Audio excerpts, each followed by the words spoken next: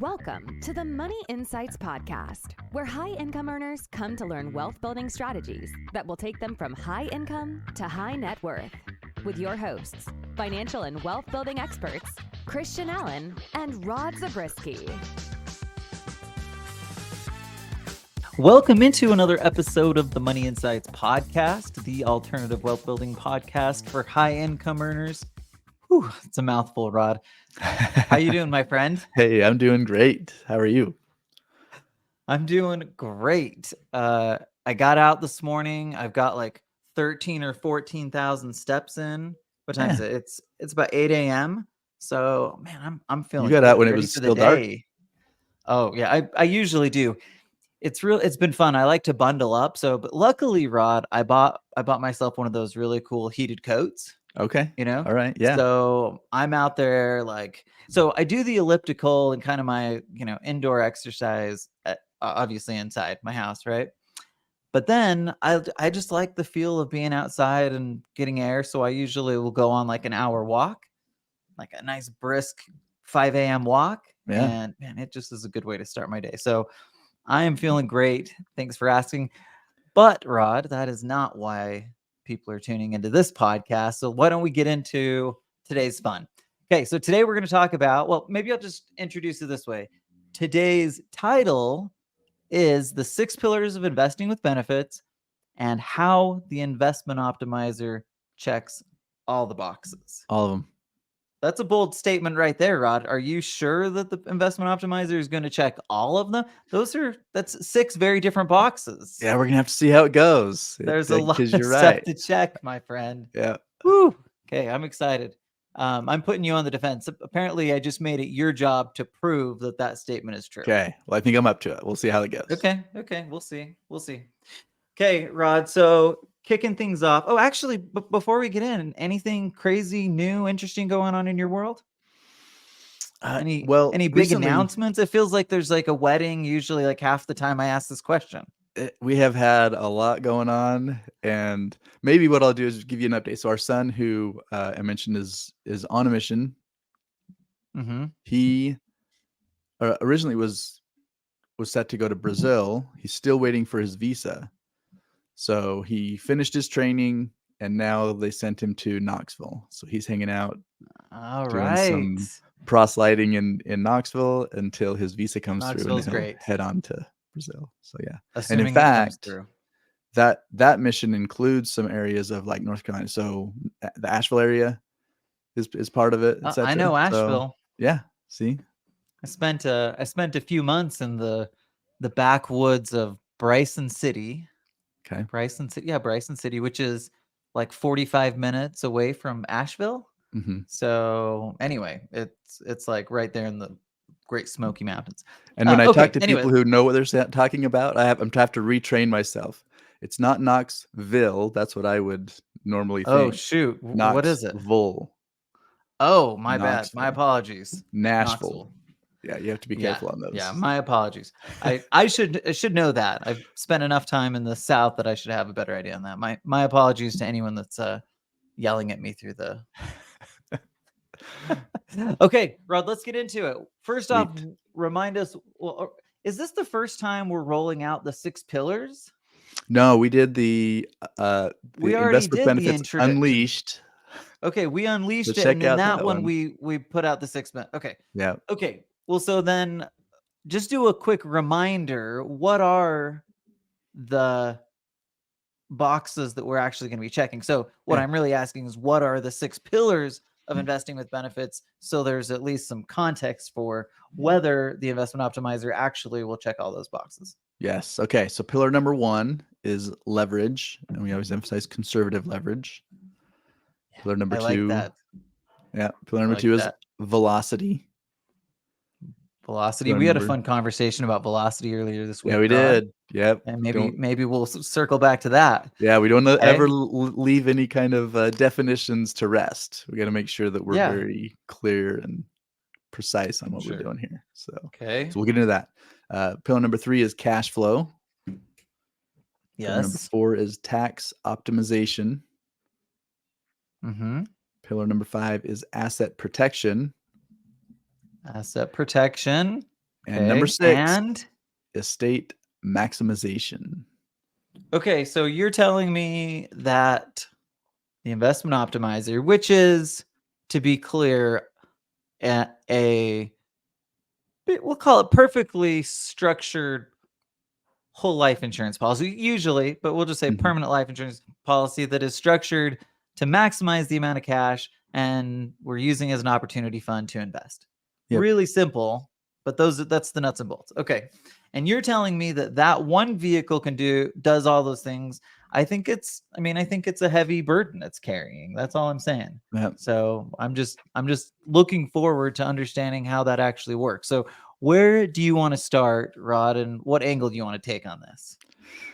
Okay, so we talked about how for some like backstory, if you want more details on some of these things, we talked about our Invest with Benefits Unleashed episode where we Yes, we talk unleashed it more just a about few the weeks six, the ago. 6 pillars. Yep. So check that out. And then obviously we have done several different episodes as it relates to Investment Optimizer, deep dives and things like that. So and If our you want to our understand webinar. like the nuts and bolts, the deep dive is the place to go. Yep, for sure. Actually, deep dive, we have a deep dive 1 and a deep dive number 2. They're about a year apart. Yep. So I would just go straight to deep dive number 2. Yeah. I'm just saying. It was this last spring. I can't remember. I didn't get the numbers. I was good with the numbers here, last time. That's true. You have been good with it on the fly, historically. not so much. Maybe. Well, okay. Okay. I'll forgive you this time, Rod. Okay. Okay. Keep us going. Okay. So, maybe we can talk. So you gave us like the 30,000 level view on the investment optimizer. And as we go through the different pillars, we'll kind of dive deep in some of these different areas so that we can prove this out.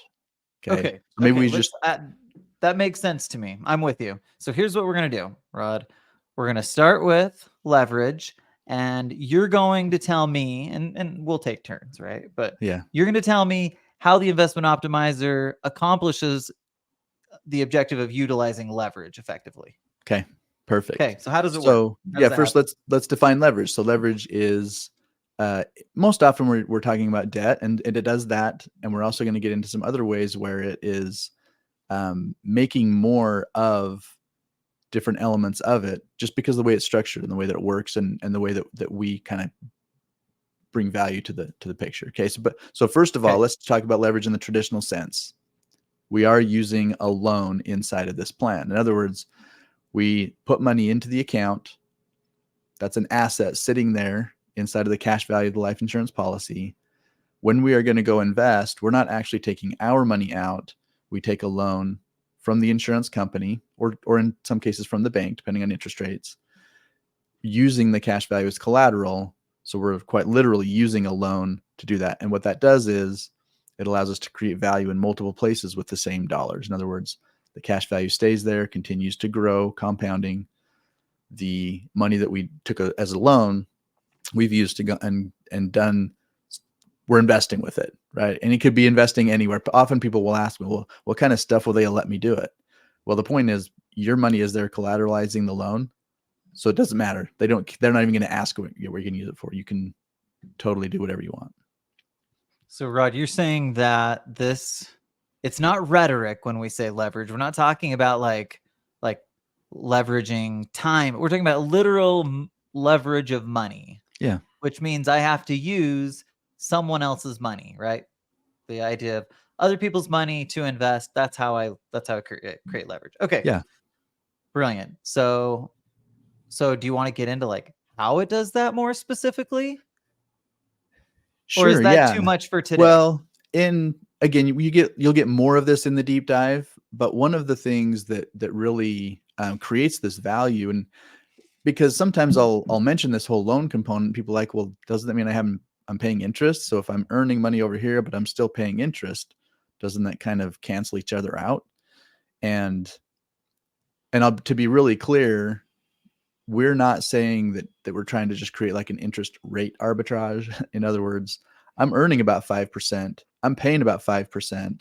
So in terms of like pure interest rate, you would think it's a wash, right? But what happens is as I take that money, I go and invest with it, it creates money coming back. We'll get into a little more on the cash flow and things like that in a minute. But as it's flowing that money back to me, I'm putting that back into the policy, which is covering the interest and then paying down the principal of the loan. And what happens is I'm paying simple interest on the loan side, but my account that's collateralizing the loan is growing on a compounding basis.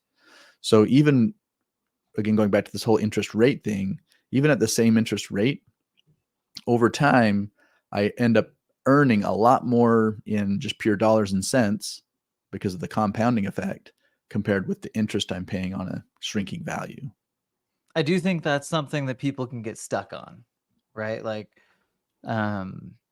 it's been a while since I've been on calls with people regularly, but I certainly remember getting the question or having confusion around this idea, especially if you're talking about like a direct recognition situation. I'm not going to get into that, but the point being, it is confusing at that initial level when you hear someone say you're going to get ahead, but you're paying 5 and earning 5. You have to actually do the math a little bit and understand. And then once you do it, you're like, oh, okay, that makes sense. And it becomes really simple and you can move on.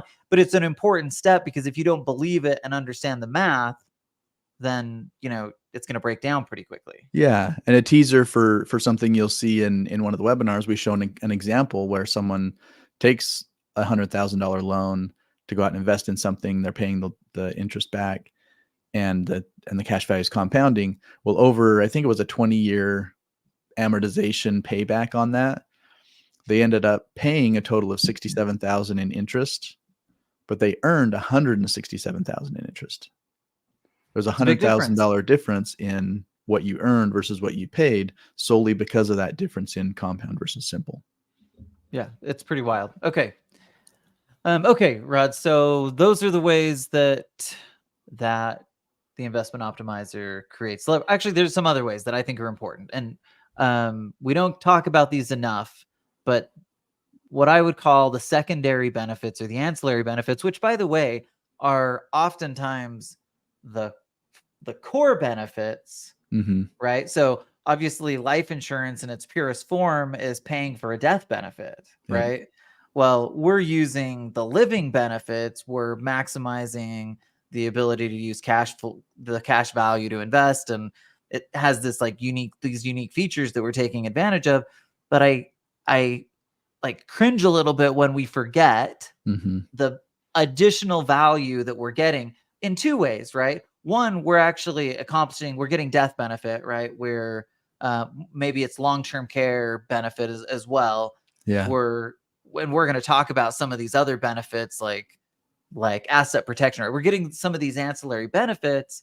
And those are things that we might otherwise have to go and pay for or, accomplish in some other way. But what's happening is we're getting that while we're also getting ahead on the pure cash, right? Yeah. So if you just isolate and you said, let's throw out the death benefit, let's throw out like a bunch of these other things, you would get ahead just by running your money through the policy, paying simple interest, earning compound interest, just kind of working the system.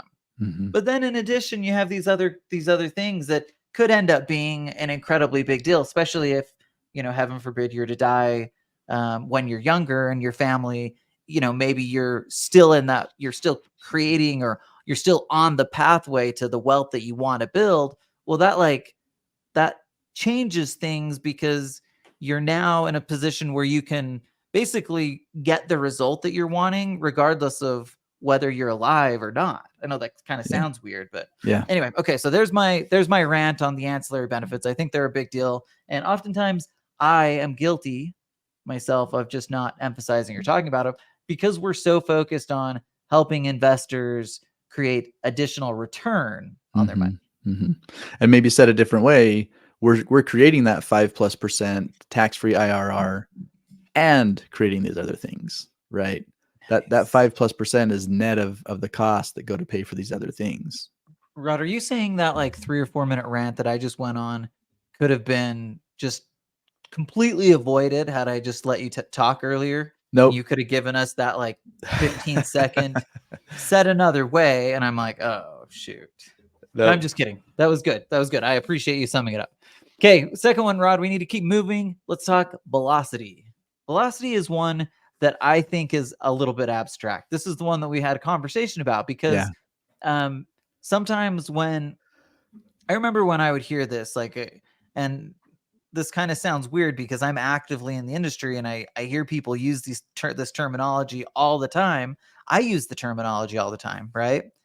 But sometimes it can be kind of abstract when we're thinking like, okay, what does this like actually mean in like in a real sense? Like we know it's about like moving our money faster, but like how does that actually result in something more impactful? Well, what I came to the easiest way that I came to understand it is just that velocity is another way, just like leverage, it's another way that we can drive the return higher, right? If we move our money faster, we give it a chance to create a better annualized return.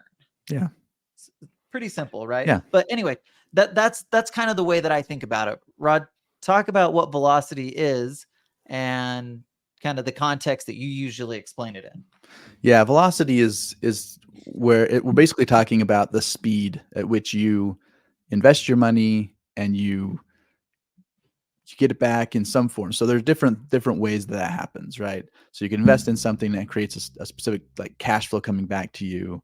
That is basically returning your money, right? Yeah. Keeping it in motion, keeping it going. And because there's a big difference between what we talk about IRR, which is basically breaking it down to an annualized return, compared with when a lot of people talk about just like ROI, they may be like, hey, I made this investment and I got a whatever 50% return or a 1.7 multiple on my money. But if it takes 2 years to do that, that's obviously a very different story than if it takes 10 years to get the 1.7 multiple, right? Yeah, When you that's break it back and it to the really is kind IRR, of like it is kind of silly to like isolate it just to ROI without having a time frame. right? So that part kind of becomes like, a critical element because like you said, it is definitely not the same if you do it over 5 years or if you do it over 6 months or a year, right? Your Yeah. return, obviously, the longer it takes, the lower your IRR or your annualized return. Yeah. So ultimately, that's what we're talking about when it comes to velocity. Okay. So now the question is, well, great, Rod. You're talking about it in terms of the investment. Well, how does that relate Yes. to the actual investment optimizer? Because Good in question. the strategy, yes, we're talking about investments. But when we're saying that it checks the box on velocity, it's not because it's tied in with investments. The investment is doing that job. But with the investment optimizer, what it's doing is where it assists in that velocity is you invest. So let's take, for example, the ATM fund, right? That we talk about frequently. You put the money in and it creates this cash flow coming back for the next 7 years.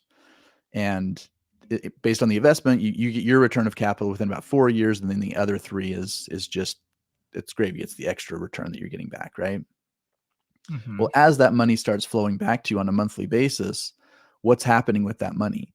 And most often when we meet people who are doing those types of investments, they're just capturing that inside of their savings account, checking account, money market account, and building it back up because the $2,000 I get this month isn't enough to go back and put more into an ATM fund or put whatever. It's not practical to always be putting $2,000 chunks in all the different investments, right? I have to let it build to something meaningful and then I go and invest it. But what's it doing in the meantime while it's sitting there? For most people, it's earning 1%, 0.5%, whatever, sitting in that kind of holding account. Well, what the investment optimizer does for us is it puts it in a place where it's earning 5% tax-free. And that's very different. Really, like Sure. at least 5%. Like Yeah.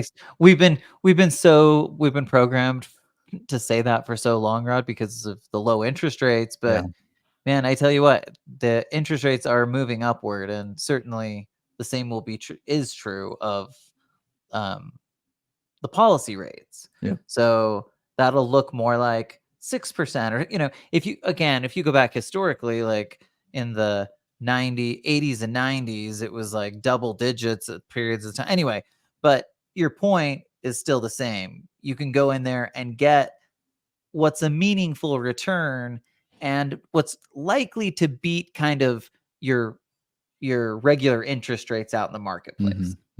Okay. Sorry. Yeah. And then when you combine that with leverage and other things like that, because right now, as it stands right now, people will come us and they're like, well, G-Rod, I can go get this high yield savings account over here for 4.5%, 5%. So, or I can get into a bond, or I can, whatever, like comparing with these other things. And that's where, when you combine this concept with the leverage and with the other things we're going to talk about, there's not an asset out there that works in the same way, because you're not going to put it in the high yield savings account and be able to loan against it and go out and do the same kinds of things as you can with that's this, the tricky part, right? Rod. Oftentimes people start comparing the investment optimizer with the investment, and they forget that it's an addition to the investment, or it's a pass through that creates additional value. Right. Very important. Okay. Good thoughts. Are there any other elements we want to hit on in velocity before we get to pillar number 3? Maybe I want to give an example of this. And in the webinar, we show a side-by-side comparison where we say, hey, what if you are using the investment optimizer compared with the same investments, but you're using just the regular savings account, flowing it that way? Yeah. And the initial cash going in is $100,000 a year for 5 years. And we are investing in syndications, in multifamily properties, etc. And when you play that out over the course of 20 years, by using the investment optimizer, because of this concept of velocity, as well as the other things we talked about with the leverage and we'll talk about with cash flow and whatnot, by the end of the 20 years, you've produced an additional $2 million more by using the investment optimizer than you would have using the savings account. So again, that's another teaser. Go check it out at the webinar. But this is an example where we actually play it out in using with actual investments, creating that flow. And again, here where the investment produced cash flow coming back to you, you're capturing that in a place where it's doing something for you while you're waiting and building it back up to go into the next deal. Same investment, different flow, higher return, more money. Yep. Man, that's a good combination. Yep. Okay, Rod, let's get into cash flow then. How in the world does the investment optimizer play into cash flow? And maybe I'll just remind people that cash flow is income minus expenses. It's what you have left over, right? As a simple example, if I have a property that has a cash flow or that creates a revenue of $1,500 a month, and my loan on it cost me $1,200 a month, then I have a cash flow of $300 a month. Yep. So I just want to make sure that there is a differentiator between just money that's being put off from a deal versus what's actually considered real cash flow. Okay. Yeah. That being said, that's what cash flow is. How does the investment optimizer and cash flow work together?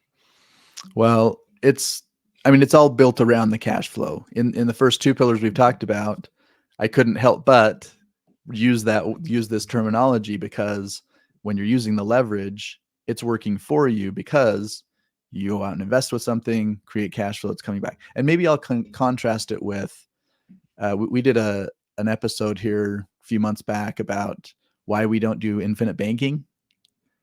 Rod, that's been like a year ago, I think. Could be. Yeah, it could be. The time flies, my friend. Yeah. But yes, why we don't do infinite, and it's a good one. I thought it was a fun one. Yeah, and really the big difference is in infinite banking, they talk about using loans against your policy for all kinds of different things, primarily like consumer related stuff. Like you're going to go buy a car, you're going to go vacation, use a loan from your policy and go do that. And we're not saying you can't do that, but our focus with the investment optimizer is laser focused on using it with investments in a place where you're creating value, creating cash flow. Using that cash flow coming back is very different, because that's the very mechanism that helps me pay simple interest on a decreasing value replenish the opportunity fund to go invest in something else. I realized, Rod, I need to correct myself. So earlier I said that the investment optimizer basically is this policy structured a certain way, yada yada, right? Mm-hmm. It's not that. That is one element of it. In reality, it's a strategy, right? Yeah. And so when you talk about cash flow, a big component of it is bringing the money. I put the money into the policy, I invest, I draw a return, I then flow the money back into the policy, and I keep doing this circular flow of money where, again, just like I would do, like, it sounds funny, like, oh, I put money out and then I put it back, but that's what I'd be doing anyway. It's Yep. the exact same thing. Yep. I just am flowing it now through the policy. It's like the very definition of velocity and cash flow. And that's exactly the way that it's being used. So the emphasis I wanted to make here is that it's not just the policy, it's the strategy. And the strategy is to take the cash flow, run it through the policy, and do it repeatedly. And again, doing just that creates more money. It's Yep. pretty wild. Yep. Yeah.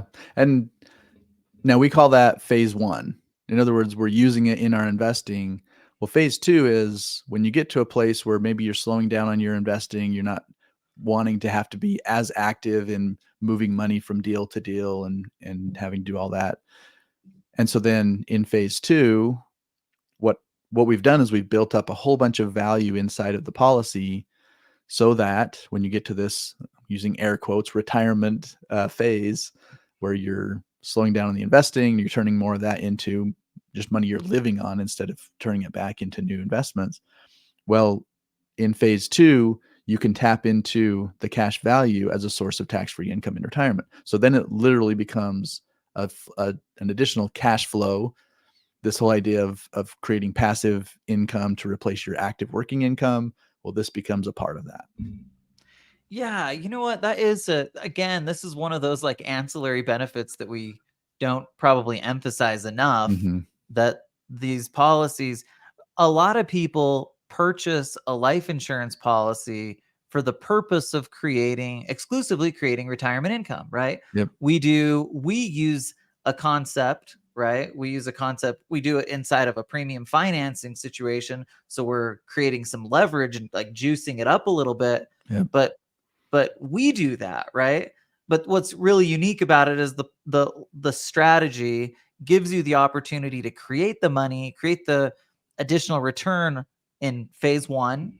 And then phase two, by the way, it's just kind of like by the way, oh, you can take a ton of cash flow out of it and still have a huge death benefit. Like it's really cool that way. Yep. And again, I could be, if I wasn't doing it inside the policy, that additional stuff just wouldn't be happening, right? Especially you think about a death benefit. Well, let's just say theoretically that I mean, if I'm just playing it out, let's say that I was someone who put $100,000 a year in, and I did the thing. I created the cash flow. I brought it back around.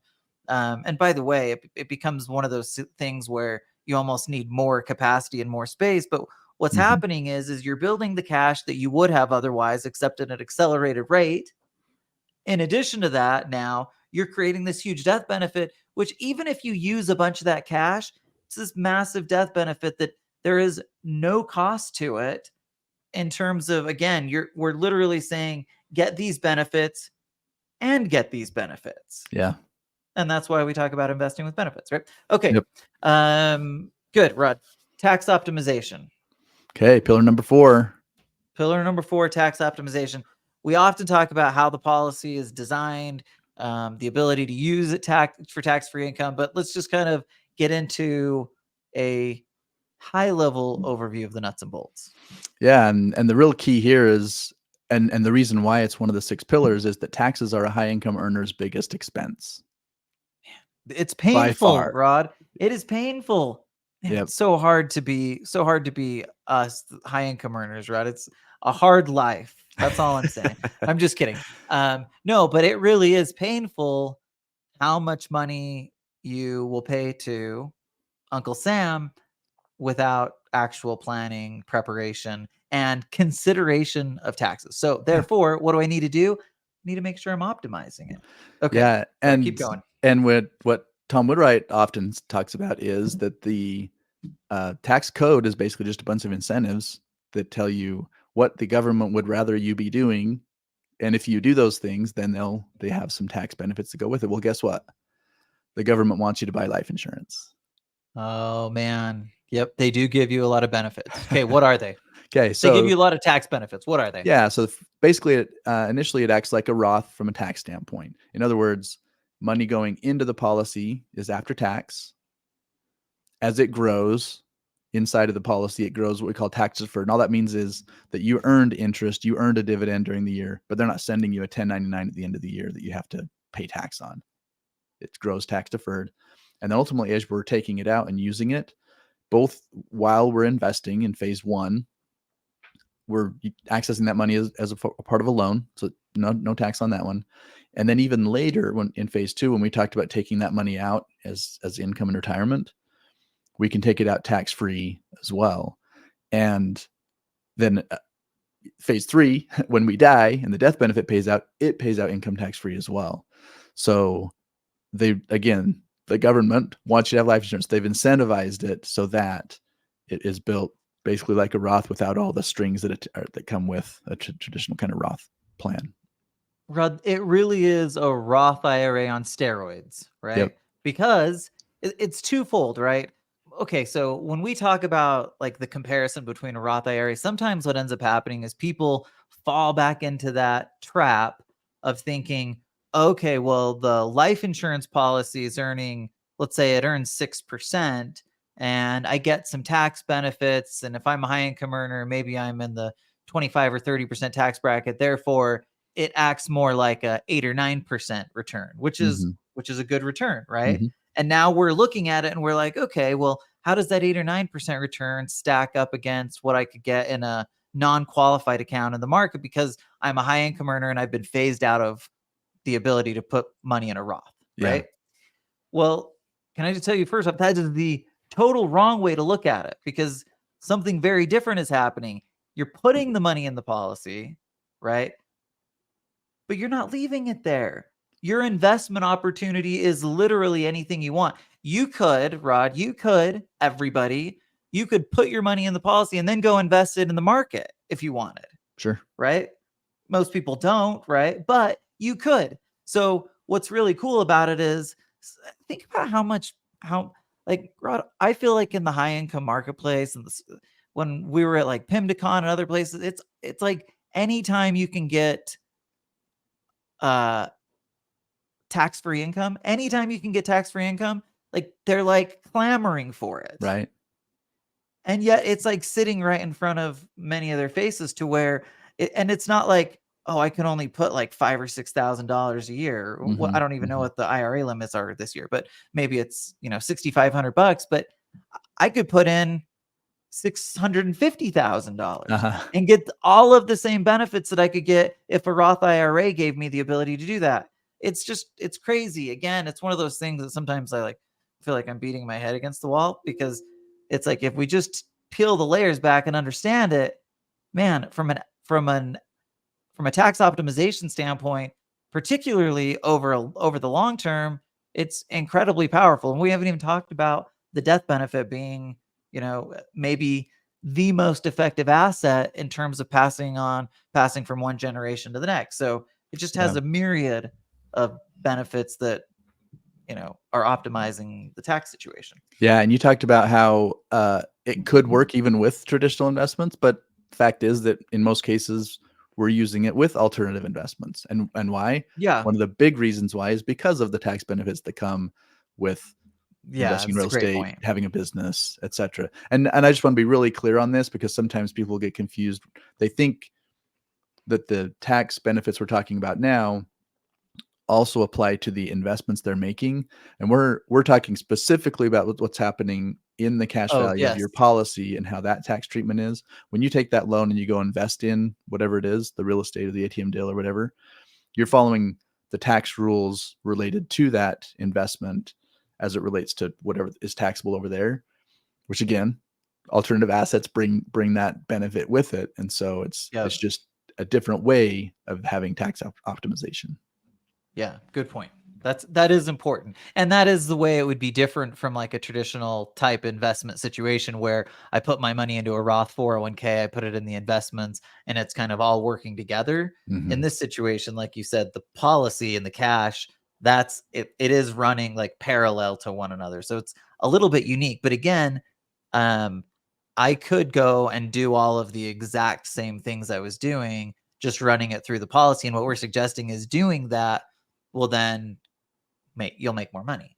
Yep. Simple as that. Yep. Just by using the strategy, paying simple, earning compound. It's really kind of a cool thing. Yeah, and here's where we have another example that we show in our webinars and whatnot with the ATM deal. If you look at just the pro forma of the ATM, it says you'll get about a 16.5% IRR, annualized return, over those 7 years as you're getting that cash flow, right? Mm-hmm.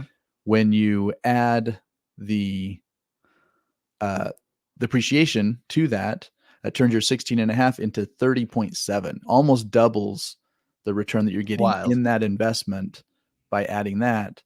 And then when you add the investment optimizer in addition to that, it puts the total return to about 38.5. So that's nuts. Investing with benefits, right? Taking an investment, which is already pretty cool, right? 16.5% is nothing to scoff at, but turning that into 38.5 by tax optimization using investment optimizer, that's pretty cool. That's the scale, that's the magnitude of the kinds of things you can do when you invest with benefits. Okay, Rod, we've gotten through the boring stuff. I want to spend the majority of the pod on asset protection and estate maximization. This is the reason that people listen to us. Yes. Right? They want the no, I'm just kidding. This is the boring stuff, but we are going to hit on it. We're going to hit on these couple of things because they're important. So asset protection, right? Like, think about the impact of not considering protecting your asset, or like what it could be. I might go through my life and have no issues at all, right? But I also could be one of those people who's unlucky and end up in an unfortunate car accident, or for some reason I'm getting sued and I need like whatever. Like there's, and of course, if you have money, we talk about this. Some people with money, you are going to be more of a target than someone who doesn't have money. For sure. Just plain and simple. It's just the way the world works. So it becomes that much more important. That felt like too many words. It becomes more important, even more important, that you do exactly that.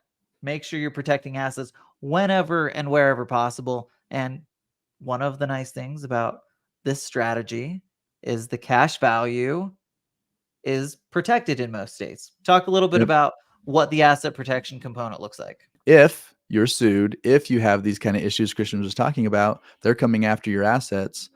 There's a barrier when it comes to what you have in your life insurance policy, and state by state, they determine the terms of that.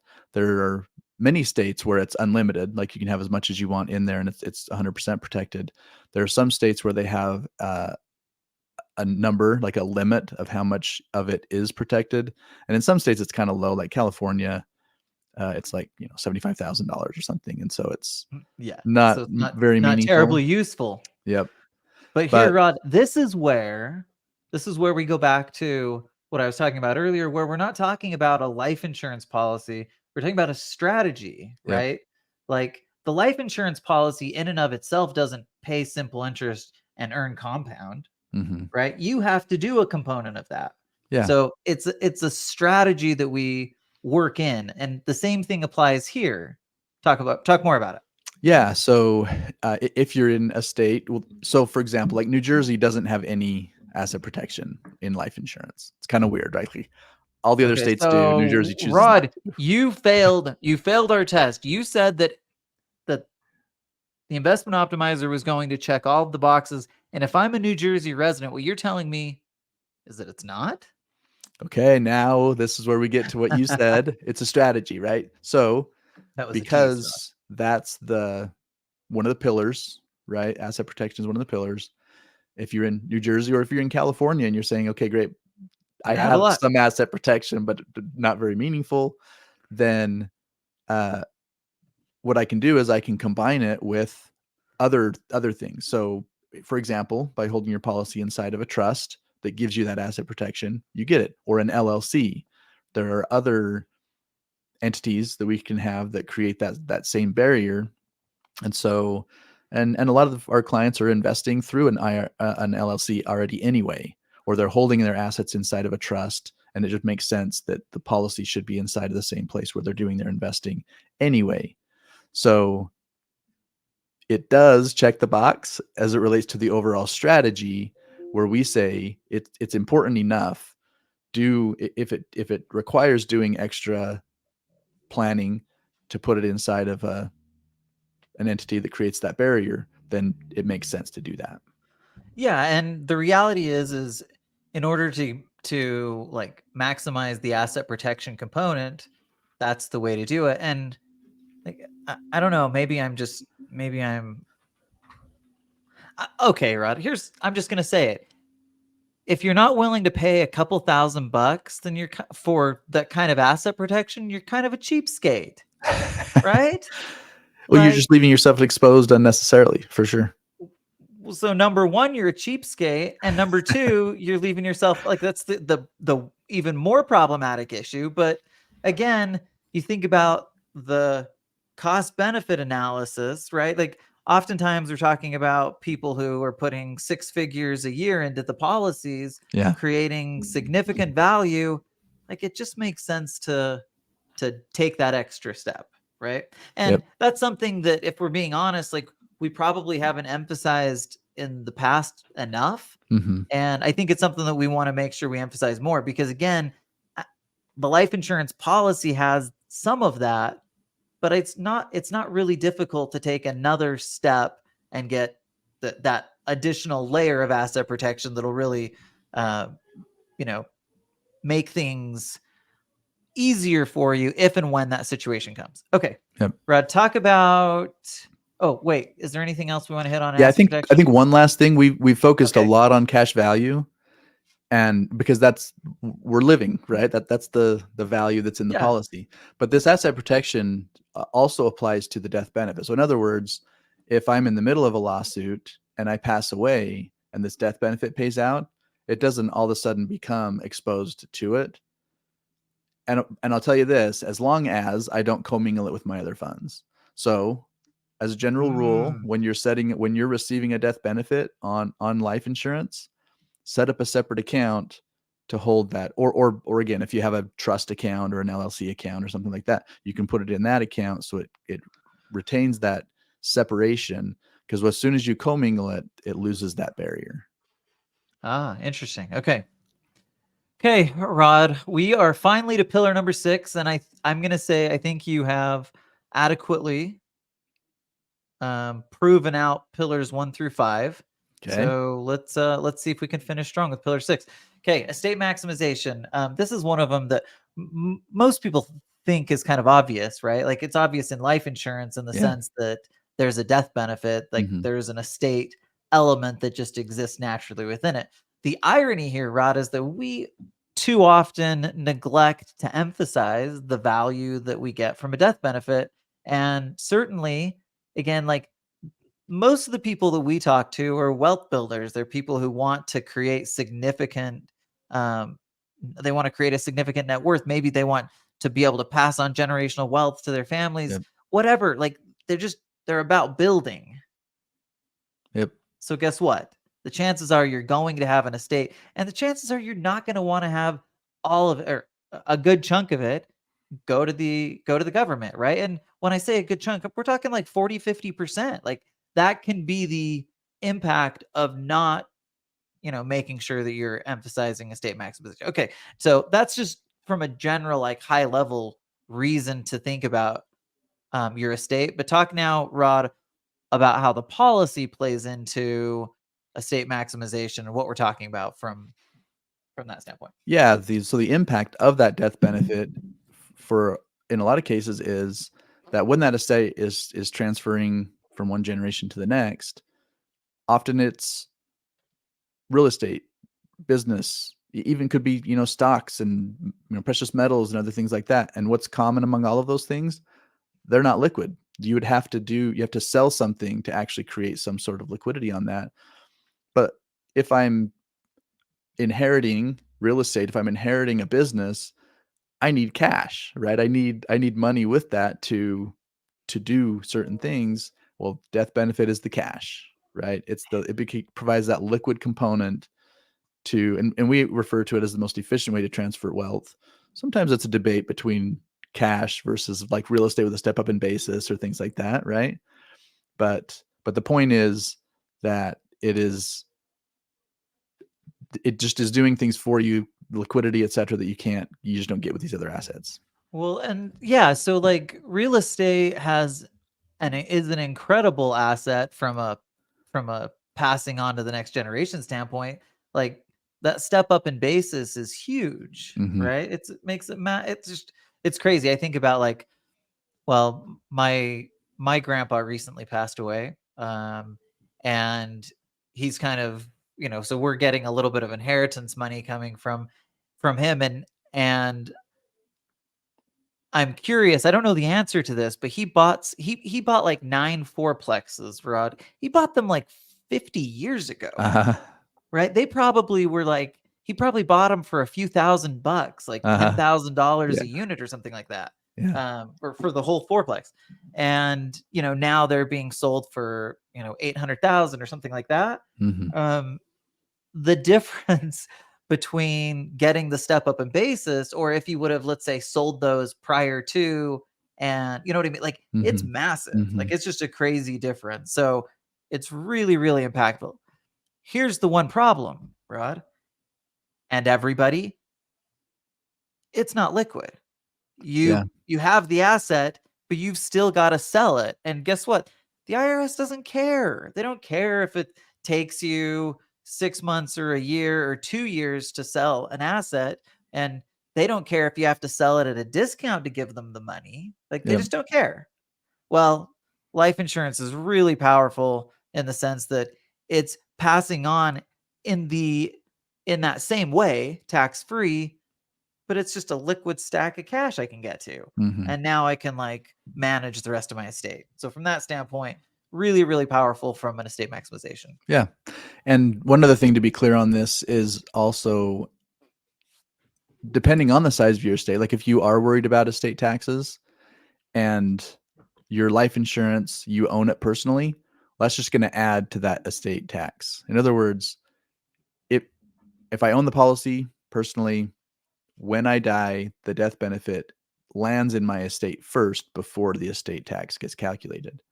So, as we're doing these other planning for estate planning, trusts, usually particularly are the vehicle of choice for that, then you want to consider that for your policies as well. And like I said, as it relates to the investment optimizer, it usually goes hand in hand, because when you're setting up those trusts and you're moving assets out of your estate into an irrevocable trust, for example, that's also where you're going to continue to do your investing. So it makes sense at the same time you would be moving your policy into the irrevocable trust to be doing to be working in conjunction with all your investing, all that cash flow, the things we've talked about previously. So, but it becomes part of that. Now, in the course of doing this estate maximization, not only is it cash at the time of the estate transfer, but you can do it in a way where it's optimizing or minimizing, in this case, the estate tax. Okay, Rod. I think that's it. I think you proved it. I think Whew. we knocked him out. All 6 of them. I feel like you did have a little bit of an advantage in that you knew what the test was going in, had plenty of time to prepare. So maybe next time it'll be more like a pop quiz style. I'm gonna keep you on your toes. Okay. Well, here's what was cool for me, Okay. Yeah. because when we first initially, and I should say it's you, when we created this whole invest with benefits concept and came up with the 6 pillars, you weren't building them around the investment optimizer or the capital avalanche or anything specifically about what we do. You're just saying, hey, here are the key principles that we focus on with invest with benefits.